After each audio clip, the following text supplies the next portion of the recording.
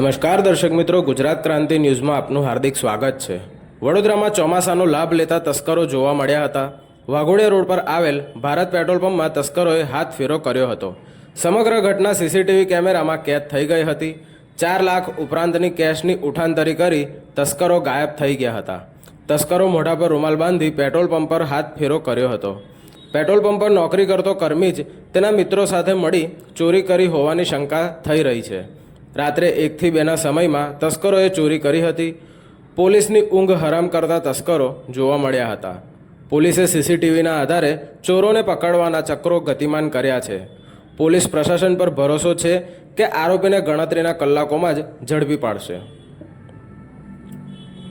Bureau report, Gujarat Kranti news, Vadodara.